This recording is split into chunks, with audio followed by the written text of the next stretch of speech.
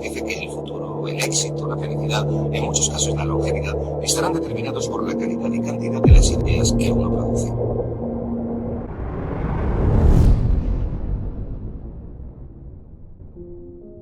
Einstein dijo en una ocasión que todos los niños son genios al nacer, y las recientes investigaciones parecen indicar que todo el mundo conserva la capacidad de funcionar como un genio, siempre que haya en el campo adecuado.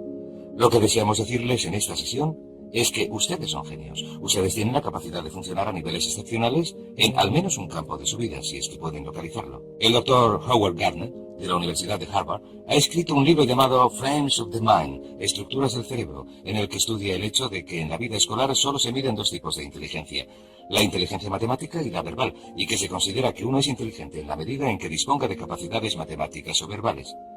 Las pruebas estadounidenses de rendimiento académico, todas las pruebas de ingreso y de selectividad universitarias, se basan en las capacidades verbales y matemática.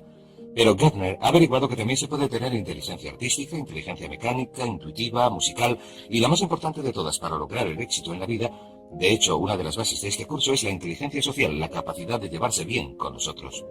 Mi hijita Cristina tiene 7 años. Puede que Cristina no saque unas notas extraordinarias en matemáticas o en lectura, pero les diré una cosa. Cuando se trata de llevarse bien con la gente, Cristina es dinamita pura.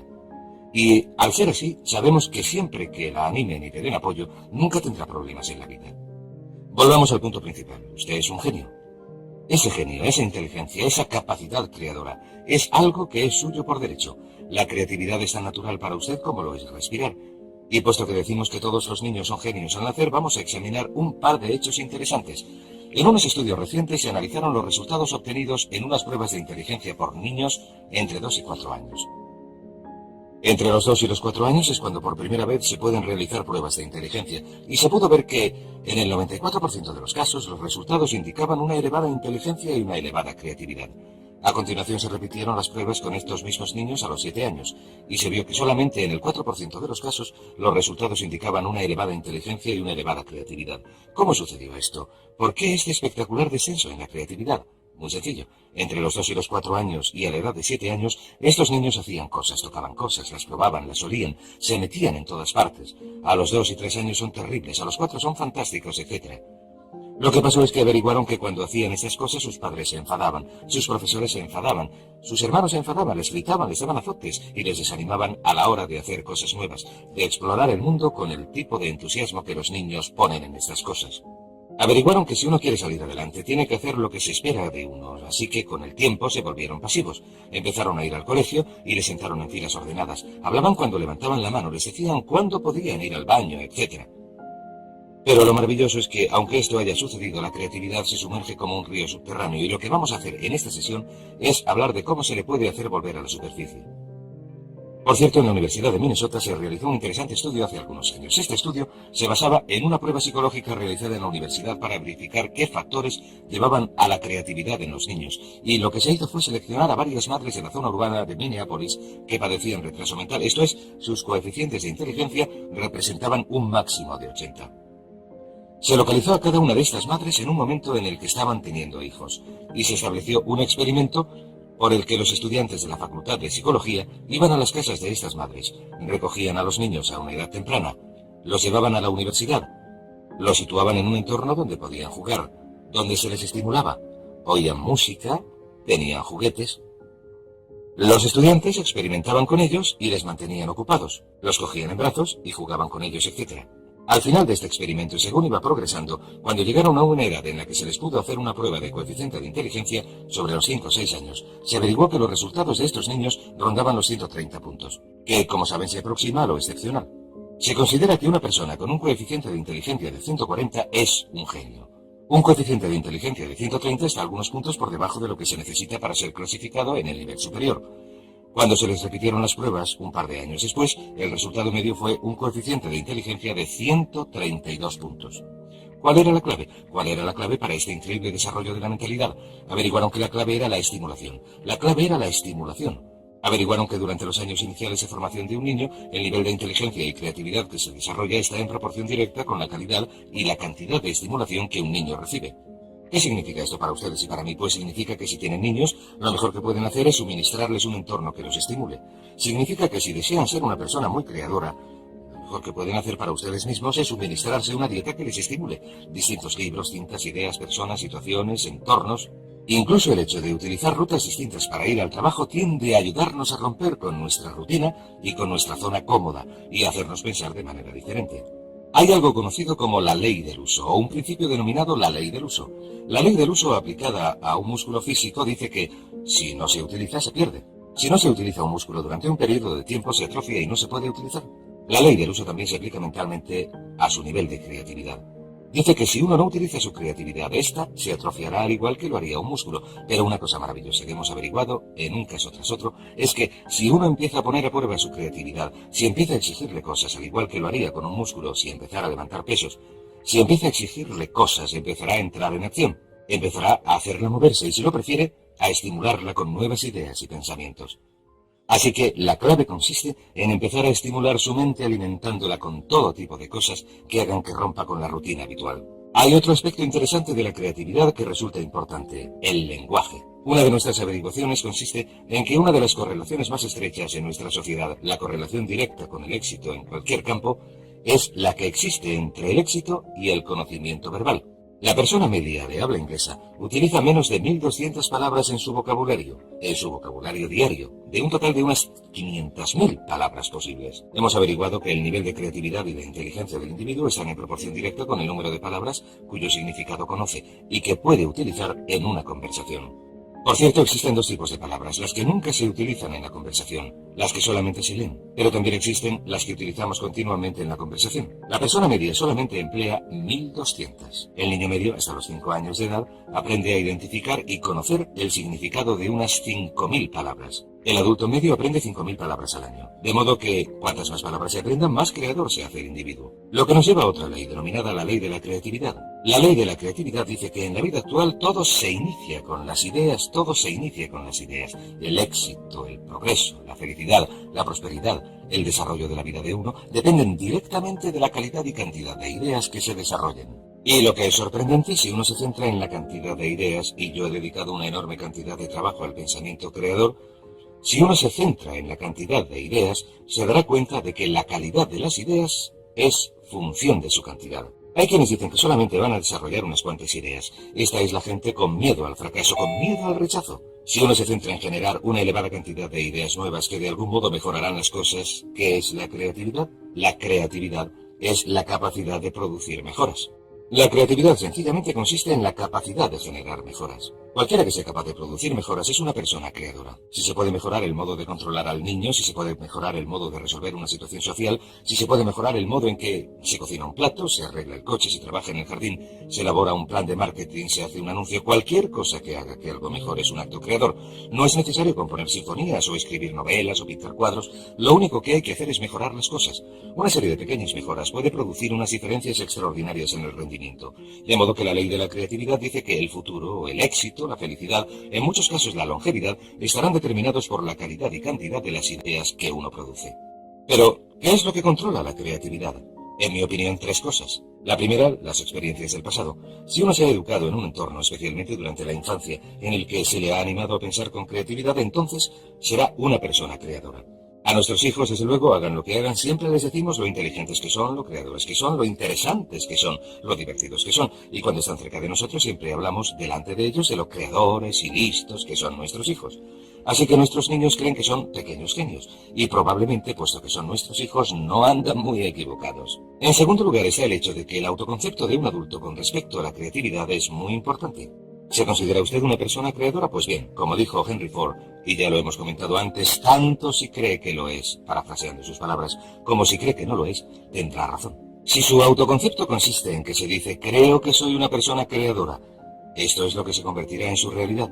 La mayoría de la gente cree que no son especialmente creadores sencillamente porque no han puesto a prueba sus capacidades creadoras desde hace tiempo. El tercer campo que determina su creatividad es su entorno actual. Si usted está en un entorno que fomenta la creatividad, que fomenta las ideas nuevas, verá que se le ocurren ideas. Tom Peters, en su libro In Search of Excellence, Buscando la Excelencia, dice algo estupendo. Dice que si les dejáramos, la gente nos ahogaría en ideas. Dice que las empresas más prósperas son aquellas donde continuamente se genera una enorme calidad y cantidad de buenas ideas. Dice que el éxito comercial está en proporción directa con la cantidad de ideas buenas o nuevas, o de ideas nuevas para producir mejoras. Así que examinen estos 3 puntos, estudien cuál fue su experiencia pasada con sus padres. En mi caso, mis padres me desanimaron de cualquier idea que pude tener en cuanto a hacer algo que no fuera exactamente lo esperado, porque mis padres eran una gente con muchos temores.